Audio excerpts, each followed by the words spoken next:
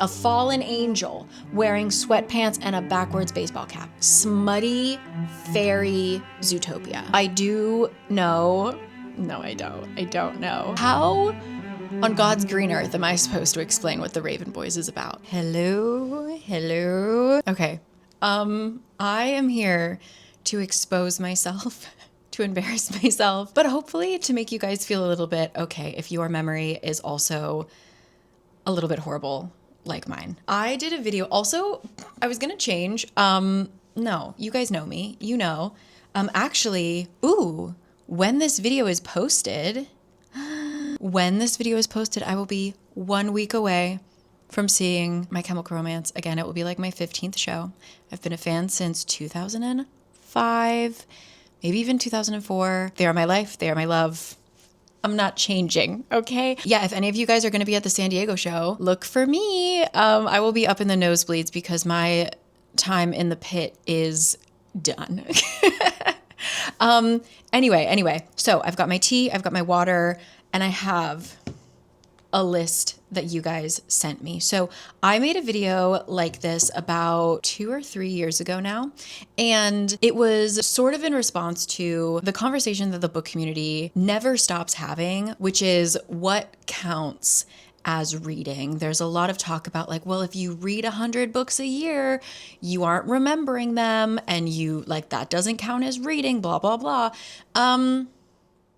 If you ever see someone make that kind of argument, I always think like, mainly number one, I always think, oh, you're new here. Like, oh, you're new to the bookish community, the bookish world at large. Maybe not new to reading, but you're new to like reading in the context of like talking to other people about books. Because if you think that your individual experience as a reader is the correct and only one, you've got some worlds to see. You've got some things to learn. That's mainly what I just look at, like, oh, it's this person's like first day on earth kind of thing. But there are some people who are like, I would consider to be well-read and intelligent and like still are weird about like the number of books or like the way in which people read.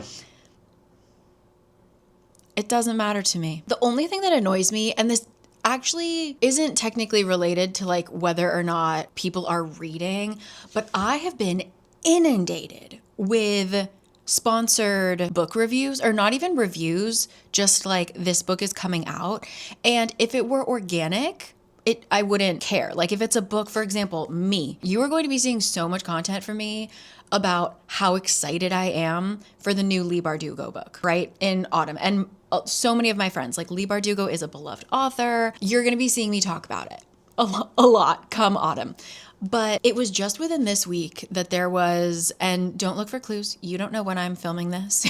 This is not to show shade, to throw shade at any creator or author or publishing house, but I saw so many videos for one particular book over and over and over again, like all posted the same week. These big booktubers all got sent the book. They hadn't read it yet either, most of them. So they were just saying like, I'm so excited to read it. Those, just because of like the amount that there were and the fact that there weren't any actual reviews of it, and the fact that I believe some of them were sponsored, even though they weren't tagged as being sponsored, but if not, they were definitely gifted, and people also didn't say that they were gifted, which is weird. That annoys me. But if you're reading 6,000 books a year and you want to tell me about it, I'm like, sure. That only annoyed me because it was literally impacting my feed. Like I was flipping through Instagram and I was just like, why? And also it was like people I follow. So it was just like, I couldn't escape it. But if there's someone that's reading or talking about books in a way that you don't believe or you don't like, don't follow them. Just as kind of as simple as that. There's no reason to comment like, I just don't think you read 100 books a year. Versus, by the way, let me pull up Storygraph. Like, not to brag, not to put pressure on people, but I am on book 99 of this year in July. People are always saying 100 books a year is difficult. And like, it might be difficult depending on the genre that you read, the amount of time you have to be able to read, things like that. But it's not impossible. And I think that when people say it's impossible, that really grinds my gears. But anyway, I'm going to piss those people off by telling you how much I don't remember. So does it count as having read these books if I have openly stated that I love them, if I have read them more than once, if they are on my bookshelf, I have bought physical copies, sometimes I have met these authors, sometimes I have made dedicated videos to them, and my mind has put them somewhere that I cannot access. Does it still count? We shall see. So yeah, on Instagram, if you aren't following me on Instagram, we do fun stuff over there sometimes. I asked you guys to send in books that you know I have read, and I'm going to try and tell you the plots. I have not looked. I did like a screen recording and I just like scrolled, and I have not looked at what you guys have submitted. I did see one just now when I opened it. So I'll do that one first. But, yeah, we'll see. And also, like, it'd be so fun to compare my responses, like how much I remembered in the previous video, because I'm sure some of these will be repeats. We'll see. So yeah, I just want to say, like, if you personally are reading and enjoying the books that you read and having fun and learning things and expanding your world, etc., etc., etc., and you forget the book afterwards, I believe you are valid. Also, famously, I talk about it in my other video, but famously, Patti Smith thinks that you're valid. A writer, an artist, a avid reader. She has talked about how in her book, sometimes she gets so absorbed in reading, sometimes she will slam the book shut and be like, holy shit, what was that about?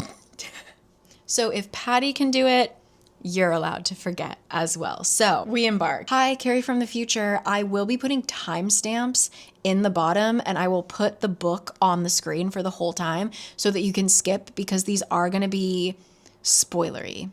So if you haven't read the book or you don't want to know, please skip through them. Again, either I will have it as a pinned comment and I will have it in the description box. Timestamps down below.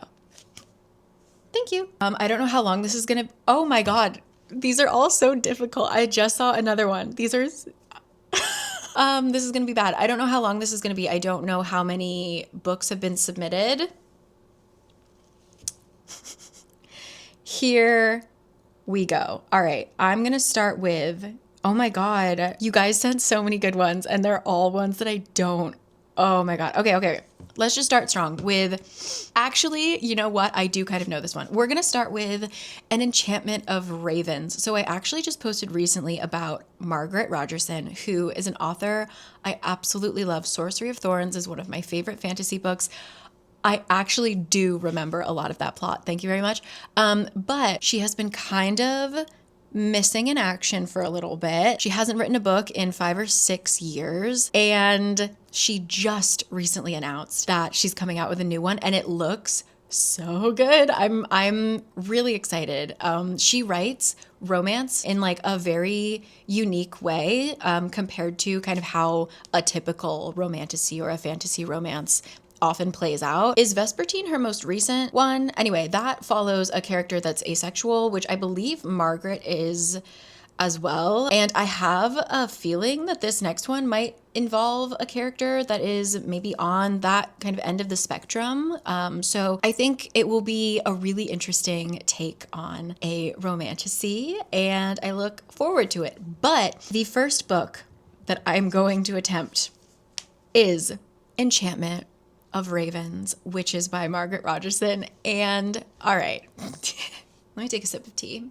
Hold on. So character names, none, 0, no ideas. Couldn't even guess. I'm so sorry, but Enchantment of Ravens follows a girl who is a artist. She mainly does portraits, and she lives in a world that touches the fairy realm. They are aware of fairies. They kind of coexist with them.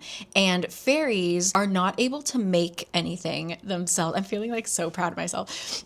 Fairies aren't able to make anything. So they cannot perform music by themselves. They can't make art by themselves, things like that. So they need humans to bring them things like that. So her clients are often fae. She's a very, especially like I said with portraits, she's in high demand, and she gets a request to make a portrait for this fae that will come to her house and sit for her for a little bit. And something about her portrait, let's just say it ruffles some feathers and it forces her to go on a bit of an adventure through fairy, specifically, I believe, the Autumn Court. So it's very autumnal. I also really liked that the fairies were creepy. Like in fairy tales, a lot of times fae are scary and like made of twigs and looking like moss frog creature. I don't know. I just remember that she described fairies in a very dark and gruesome way that I really liked.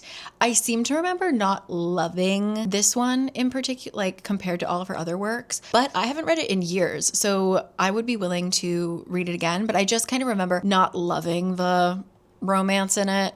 But there it is. Do I remember how it ended? Do I remember like anything? I do remember what the conflict is. Should this be spoilery? Yeah, I'll put timestamps. I remember that her portrait, I think that she like captured something, like an emotion that showed a weakness, and the Autumn Prince, who she is painting, got really shaken by that and was like, you need to come to the Autumn Court and tell them that I'm not weak, or something like that. Something like that. He like showed an emotion that wasn't good for his position. I don't know. Anyway, that's an Enchantment of Ravens, my attempt.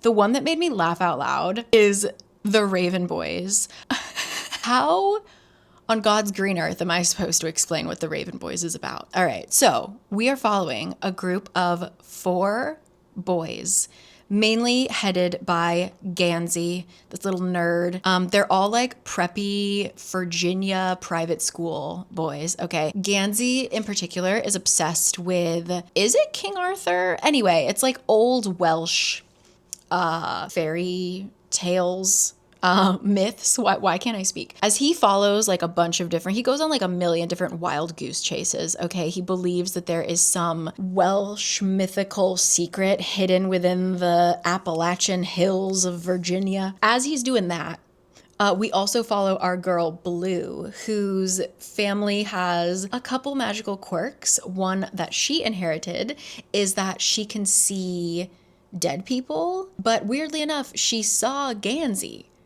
And he's not dead yet. So she kind of wants to be around him to see if she can help him not die or something. And they form a very strange friendship. And that's literally all I can say.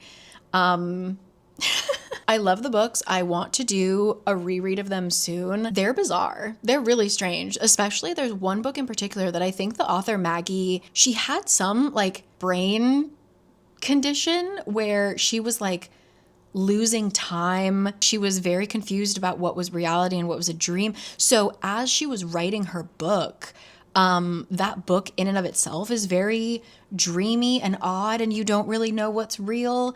So to be fair to myself, the plot is genuinely difficult to describe because of that element to it. But I really loved it. I love the friendship. I loved the characters. They stick out so much. And I'm also surrounded by people who are like religious about the Raven cycle. I feel like my memory is a little bit more fresh than it would have been just because I am consistently fed the Raven Boys content. Thanks to Sydney. That's the Raven Boys. That was my attempt.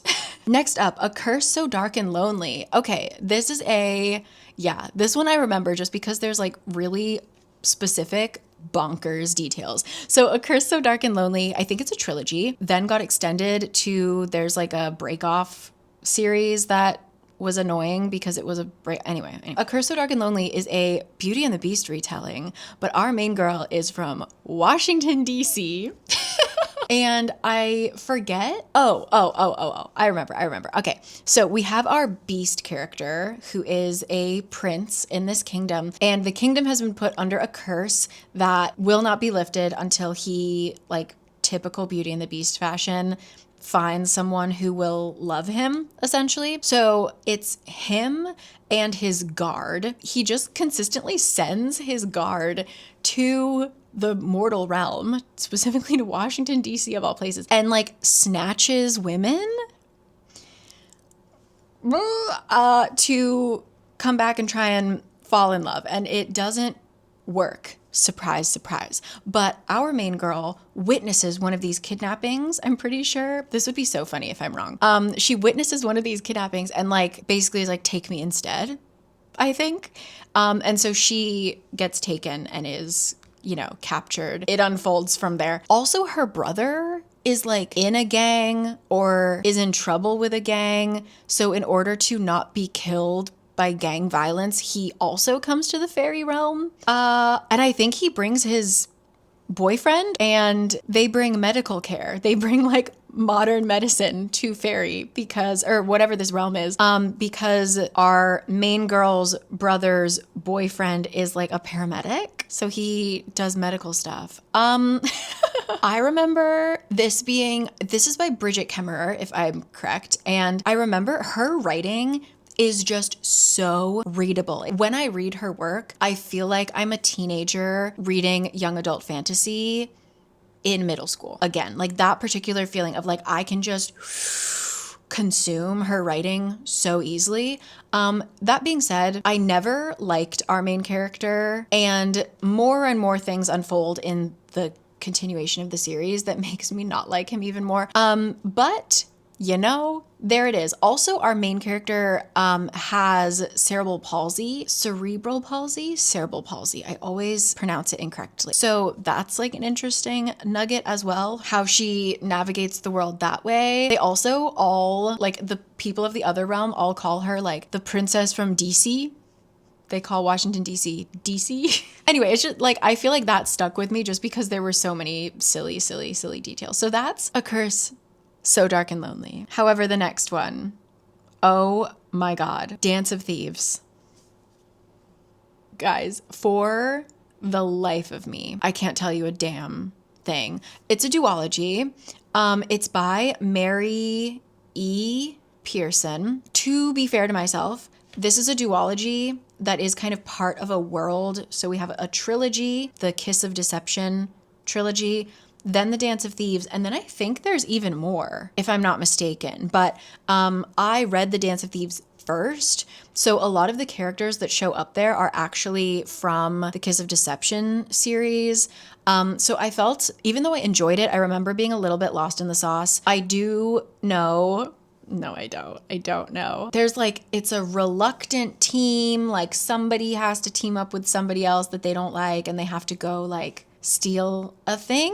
No, I genuinely have no idea. Kiss of Deception, loved that trilogy. Oh my God. Do I also remember anything? Kind of, actually, but you didn't ask that one yet. So I do remember a bit about the trilogy. Do I remember anything about the duology, Dance of Thieves? No.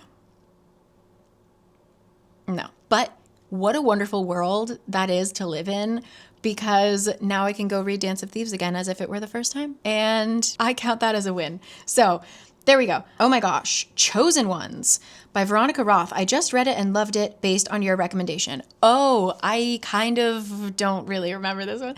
The Chosen Ones reminded me a lot of like, sort of like the Umbrella Academy in a way, where we have a bunch of superheroes that have like failed, or we're living in like a post superhero world. So we are joining our cast of characters after something big happened, like whether it was a battle or something, but there was a huge event and they kind of like stopped being friends, stopped being superheroes, and we fast forward a couple years and now we meet up with them again. It takes place in Chicago. I remember there's jumping around different dimensions. They have lost one of their friends, a friend that they buried, maybe isn't dead. I don't know. I just remember I really like Veronica Roth's writing style. Like, of every book I've ever read by hers, I haven't read Divergent, but she just writes really intriguing characters. And I kind of liked that these were adults that had superpowers, but they kind of like failed at everything. They were like a little bit washed up and sad. And I normally don't enjoy starting a story after a big event. But this, I think, was handled really well. So I don't remember much, but I recommend The Chosen Ones by Veronica Roth. Oh my God, Heartless. Ugh, yeah, I remember what Heartless is about because what the hell? Heartless is by Marissa Meyer, who does a lot of fairy tale retellings. And I went into this unaware of what this was going to be about, which ripped my heart out. It was like a good decision in the way that, wow, this book had a real impact on me. This is actually not a retelling of Alice in Wonderland, but this is the backstory of the Queen of Hearts. How did the Queen of Hearts become evil, the way that she is in Alice in Wonderland? And so we follow our main girl who is living in Wonderland, and through a series of events, she meets this jester and he dies horribly. He gets killed. There's no happy ending. It's not like with Wicked. Well, I don't want to spoil Wicked, but with Wicked, there's maybe an alternate ending than the one that we know. This is just truly a villain origin story. How did she become so mean? Because the love of her life was killed in front of her. And God, that was crazy because I had no idea. I had no idea it was going to end like that. So yeah, that's Heartless. Do I remember like the details? No. I remember that she has like a Marie or like whoever the housekeeper character is that's like her age. There's like a serpent or a dragon or a... And the jester comes from chess. He comes from the land of chess, I think. Yeah. I just remember the end was bad in like a heartbreaking way. That's Heartless. There you go. All right. This is so funny. This is so funny of you to ask me about Six of Crows. Oh my God. A book that truly changed the trajectory of my life. Like I was a reader prior to, like I've been a reader since before I could read, right? And then I read a lot less in university and then when I was working full time, and then I kind of started to pick up reading again. And it wasn't until Six of Crows that I was like, I need to talk to people. I'm going to start a booktube. It's when I discovered booktube was with Six of Crows. So this is literally completely altered my life in the best way. Do I remember it? Yeah, I do. So Six of Crows, this is a duology. We are in Ketterdam, and our boy Kaz, who is head of a gang, one of the many gangs in Ketterdam, he's offered a job that will pay out a insane amount of money. This would free all of his little friends from debt. It would also do significant harm to the evil other gang members. He just wants to do this, okay? And it includes a prison break.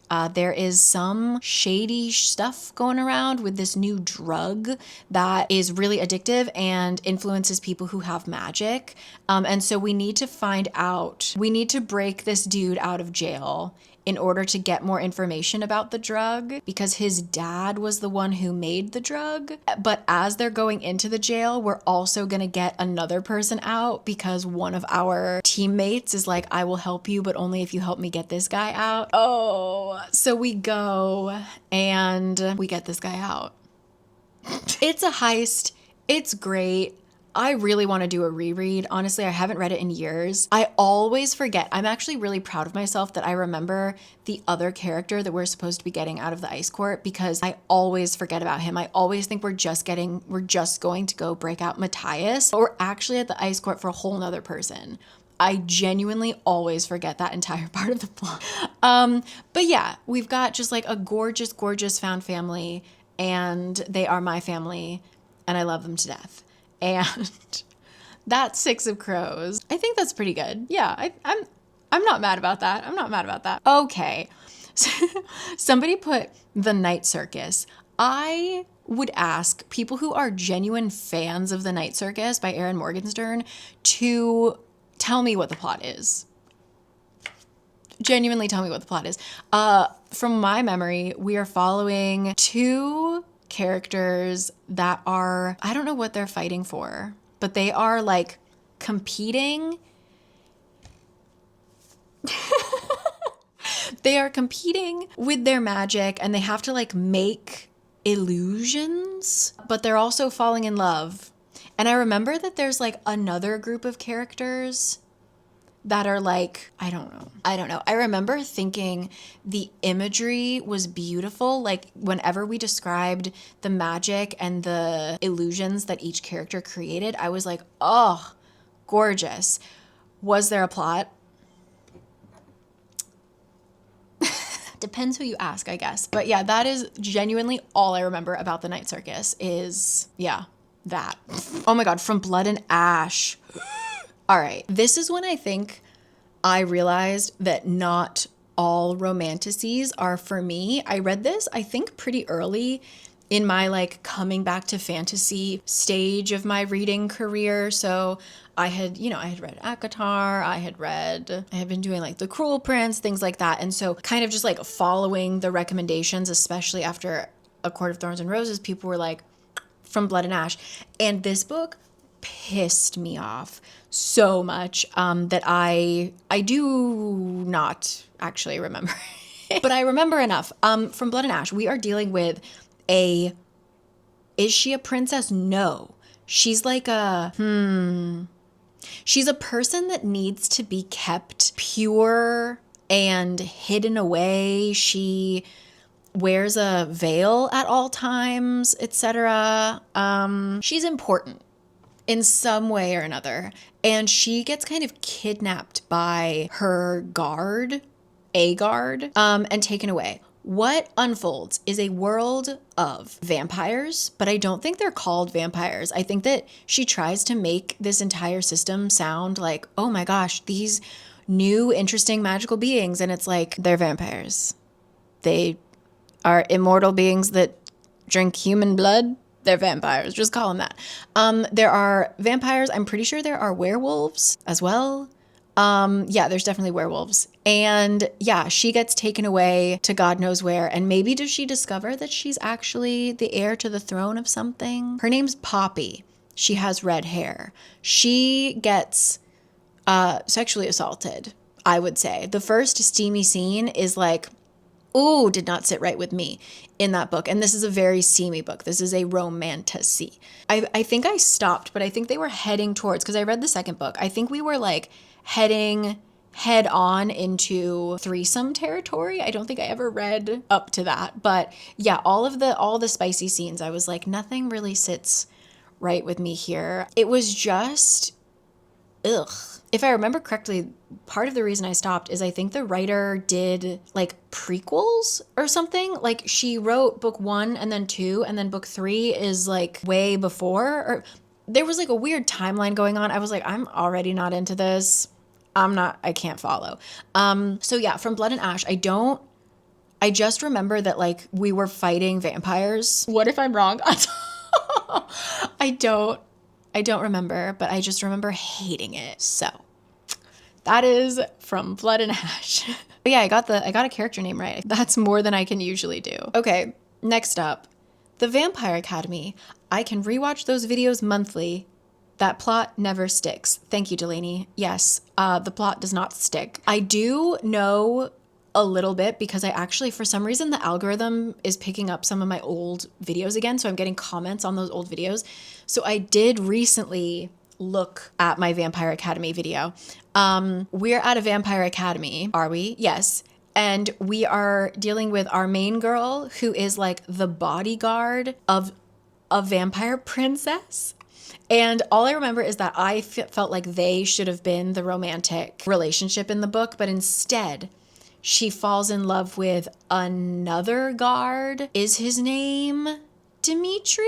Who is significantly older than her. I think he's like, if he's not a teacher, he's like in a position of power in which he should not be having a relationship with a student, let's just say.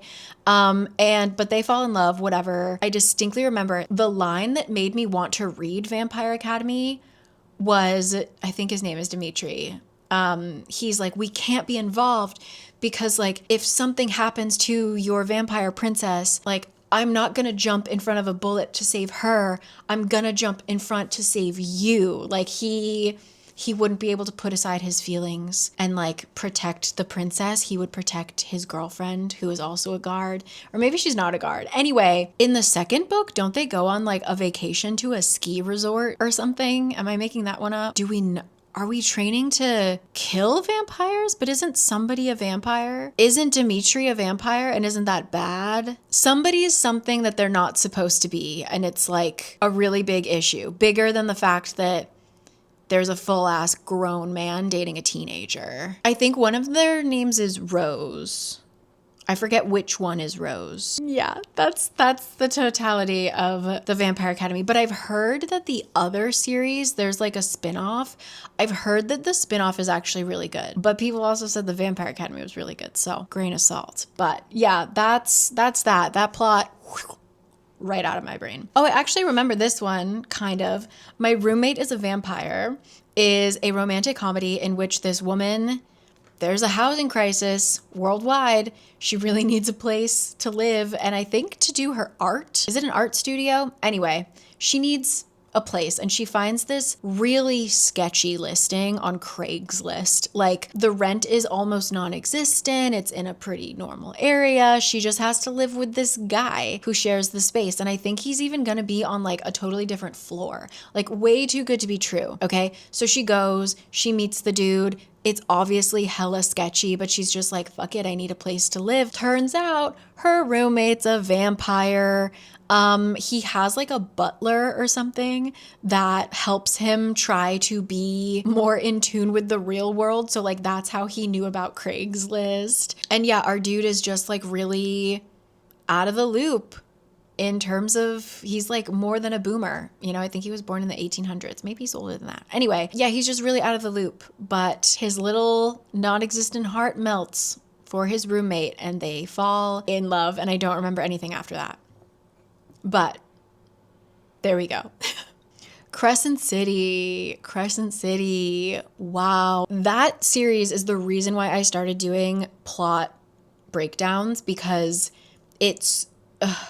That plot was such a mess and it was so ridiculous that I needed to talk to someone about it, but no one I knew had read it and I wasn't going to force any of my friends to read 800-page books. And so I read it for y'all. And here we are today.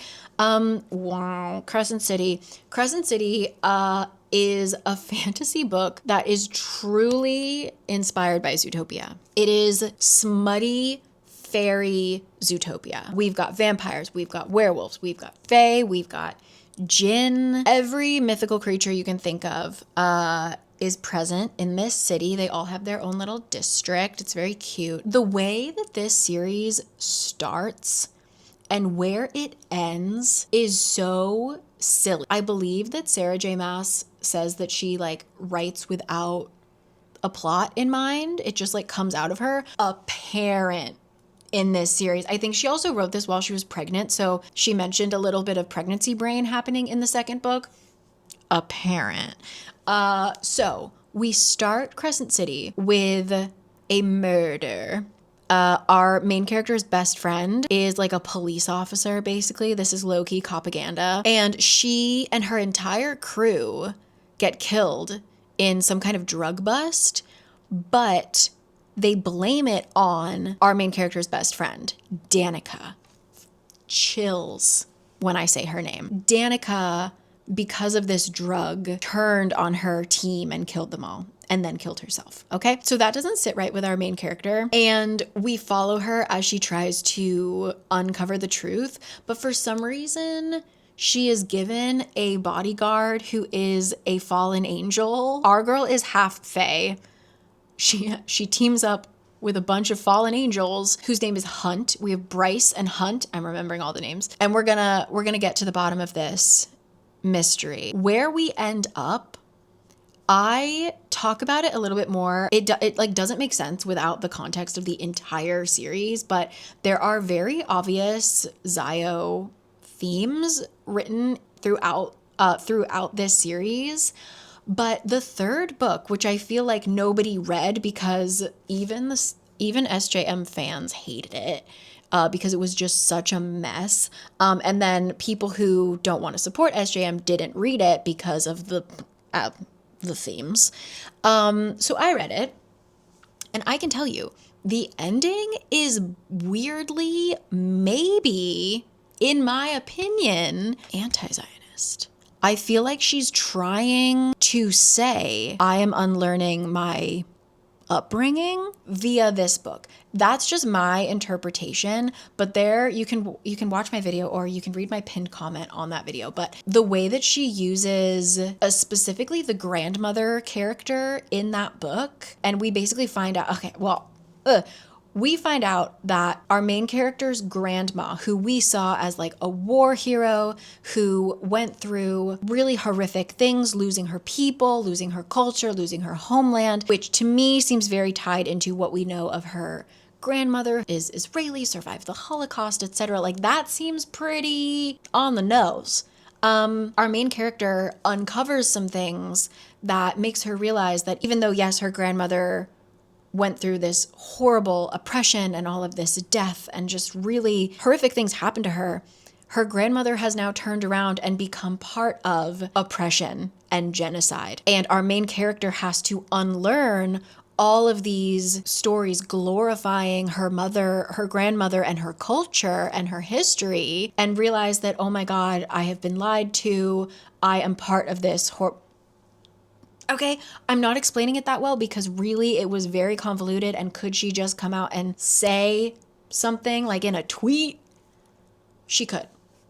But I'm very interested in what she was trying to say in that book. So yeah, we go from like maybe solving just like a drug bust gone wrong to maybe dismantling Sarah J. Maas's Zionist upbringing. I don't know. But I can tell you that this was very heavily influenced by Zootopia, by reality TV. There's just a lot of like bros. Like all of our like romantic male characters are all like sweatpant wearing, baseball playing, ripped bros. Like backwards baseball cap.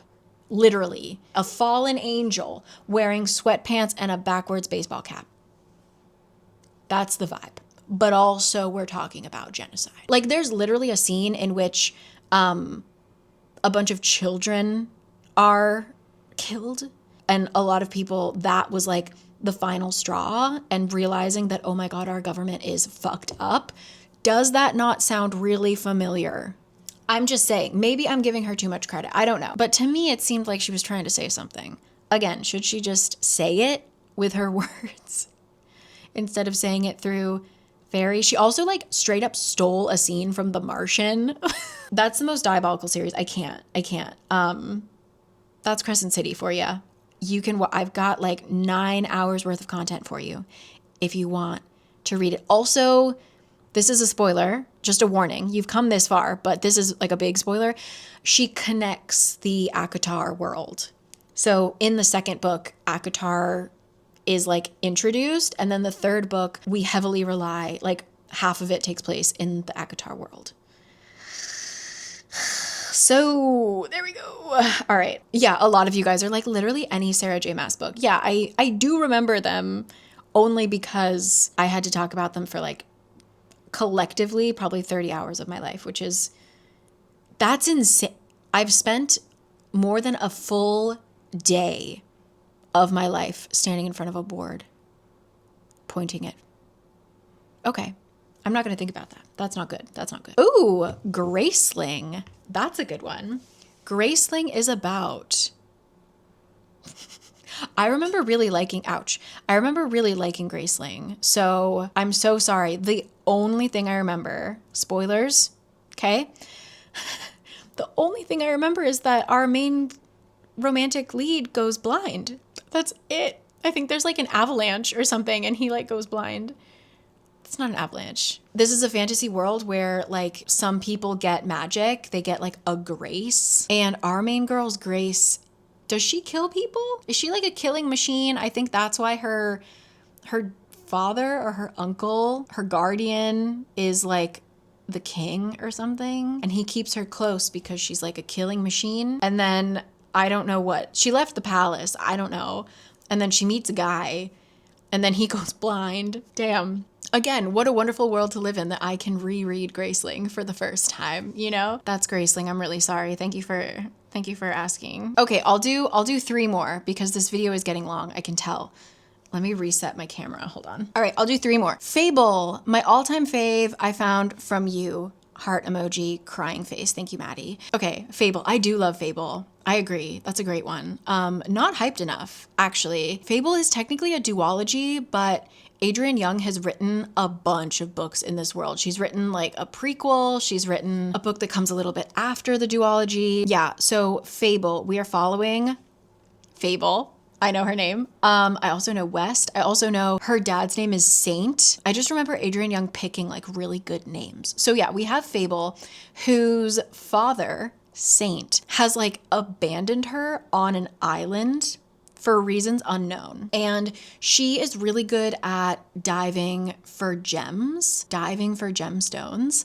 And so she has been working on this island, saving up money to buy her way off of it. And when she eventually does, she gets on a boat. I don't know if she gets on a boat with West or she like stows away and anyway, there's like pirates involved, whatever. She's on a boat. She goes back to where her father is. And I don't remember anything else. I just remember loving the scenes in which she's diving for gems. I also just loved, there are 2 other characters on the boat with them, the crew, that I really liked. I loved all the characters, but I think she's trying to find out the secret of her mother or something. They're trying to look for like one particular gem, if I'm not mistaken. But anyway, there's magic to it. Like she has this almost magical ability to like find gems. They like call to her. It reminds me, I don't know, I can't describe this feeling with words, but the feeling I get when watching the mining scene in Snow White. Like the way that those gems feel, like I almost want to eat them. I don't know how to describe it, but like something comes over me when I'm watching that scene. And like that's how I felt about the gemstones in the ocean felt like the gemstones in this Snow White mine. And there was just this really nostalgic, wonderful feeling about it. I just really enjoyed it. And I can't tell you anything more. That's Fable. You should read it. It's a great summertime book because it's very kind of Pirates of the Caribbean-esque. A lot of like just diving and being on a boat and yeah. So that's Fable. Don't remember a whole lot, but I remember loving it. And it's a lot of like, I say pirates, but I kind of just mean like a gang. Like there's a bit of almost like political intrigue involved because there's some woman who runs the shipping guild. All right, that's it. Yeah, sorry. I thought I had more, but I am wrung dry. Okay, 2 more. Let's see. You're so funny asking me about Harrow the Ninth. Not a thing. Not a thing. Okay, These Hollow Vows. A lot of you guys are asking about These Hollow Vows. That's really funny. Okay, These Hollow Vows is a duology. We're following 2 sisters who live in the mortal realm. Why do they go to the fairy realm? I think they think their mother is there or something.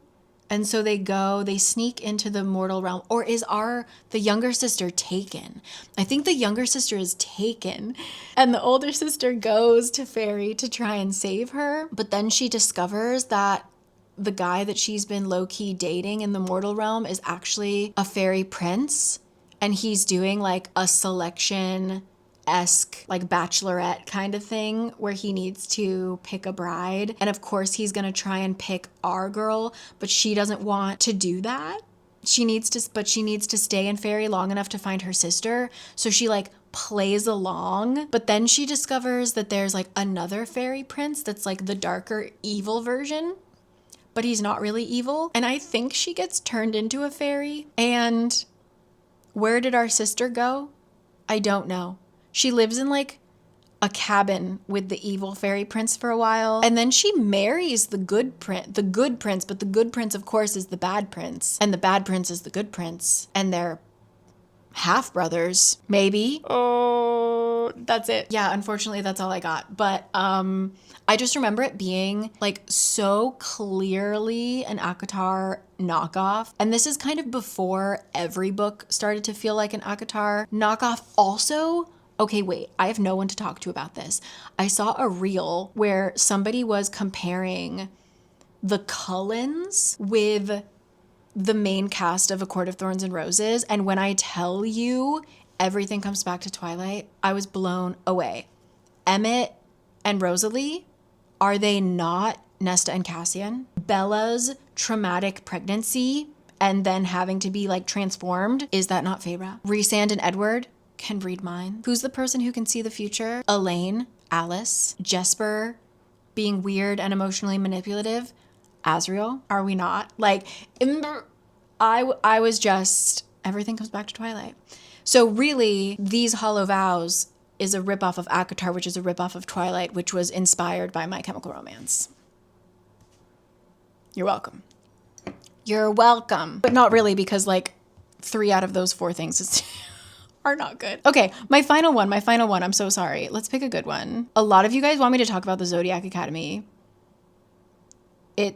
No. Okay, my final one, which is a book series that I consider to be one of my favorites, The Gilded Wolves. So, The Gilded Wolves trilogy takes place in the 1800s. We start in Paris. We have a bunch of different magical families. They all have their own thing. And our main character is, oh no, this is where it starts to fall apart. Our main character has been kicked out. His family has been excommunicated from the magical world, and he needs to like find an object that will reinstate him. No, this is not right. I just remember that he like owns a hotel. His best friend / adopted brother is really good with plant magic, so it has a really pretty garden. There's a heist. It's like Six of Crows-esque in that way, that there's a sort of found family, we assemble a team, and there is a heist. I don't remember the first one at all. I know that a lot of it takes place in a theater, and then in the catacombs, and then at the World Fair, which is cool. I loved our characters, though. I really did like them. But in terms of the actual magic, I know that the best friend brother character is like either he goes willingly or he's kidnapped and brainwashed. Something happens to the brother that's not good. And then in the second book, we're in Siberia in a house trying to get into this weird mechanical tunnel that's underwater. There's a bald man. Yeah, I don't know. And then the third one, we're in Venice, and I genuinely have no idea what happens except for the ending, which pissed me off because it's my least favorite kind of ending for a fantasy. It involves immortality and just like waiting a fucking long time for the curse to end. And then we all live happily ever after. But we don't, because some of them died. Yeah, I got nothing more. I've got nothing more than that. What I did really like is that because it takes place in the real world versus, for example, Six of Crows, our author was able to pull on more historical things. So I know that one of our characters was Filipino, and he was able to talk about the Spanish colonization and what it was like to be Filipino in the 1800s and a highly educated Filipino person in the 1800s. We had one character who is autistic, also a pyromaniac. And I thought that their relationship, like her relationship with the entire crew, was really great. I like loved how she was portrayed. Yeah, I just really loved the series. Do I really remember what was going on? No. I just remember that like one of our opening scenes is him like going into a room that I imagine is like the National Treasure room, where like it's filled with treasures and they need to like find a certain thing. Maybe it's Egyptian. Oh, doesn't it have to do with the Tower of Babel? Doesn't he need to find like a piece of the Tower of Babel? Wait, is it coming back? Maybe? I think that yeah. Maybe. Anyway, that's Gilded Wolves. A series that I love, a series that I've read more than once. And that's what I've got. So anyway, this video, I don't even know if this was fun for anyone. It was a fun mental exercise. I genuinely have a slight headache, like trying to comb my brain for details. There you have it. Does it count? Have I read those books? Which one would you consider me that I need to take off of my have read list and I need to return to. Let me know your thoughts. Let me know if how horribly wrong I was. I'm gonna go look these up later. Actually, what were the names? Hold on. In these Hollow Vows, I just remember everybody's name was like so stereotypical. Okay, so our main character's name is Bree, and then we had Ronan and Finn. But Ronan's real name, Ronan is his real name, but his like fake mortal name was like Steve or something, if I remember correctly. Yeah, that's that. That's what I read. It's got nearly a 4-star rating on Goodreads, so who knows? Anyway, that's my story. That's my memory. Let me know down below if you have a book that you know that you love, but you can't remember. I think that in my original video, I talked about Inkheart and how it had such an impact on me. And I love it so much. Do I remember a single thing about Inkheart? No, I do not. So yeah, if there are any books like that, just let me know that I'm not alone here. That would be really helpful. But I think I did better than I thought I was going to. Mainly I have found that having this channel and reviewing and like returning to books more and like constantly recommending books, I find that I am remembering a little bit better. But at the end of the day, I know that I had a good time. Well, for some of them, I had a good reading experience. And that's really all that matters to me. So yeah, happy reading. Hope you're doing well. I am currently in the US. If you want to follow my non-bookish Instagram, my main one, I will have it linked down below as well. But I'm popping all around the US. So maybe I'm in your city. Who knows? Whenever you're watching this. But yeah, and let me know if you're going to be at the San Diego MCR show. I will see you there. Ouch. I will see you there. And yeah, just hope you're doing so well. And thank you for all of your submissions. Sorry if I didn't get to yours. All of you asking me to talk about The Locked Tomb, get out of here. No, I can't.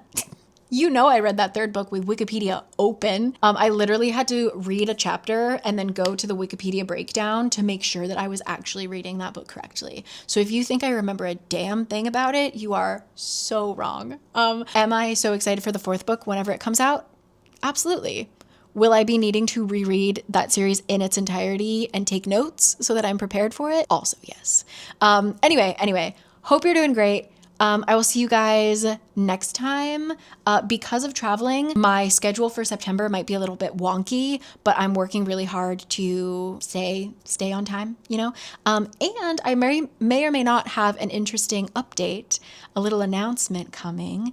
So please, if you haven't subscribe for that. And yeah, just very excited for what the future holds. So thank you so much, as always, for being here. And see you when I see ya. All right, catch you later.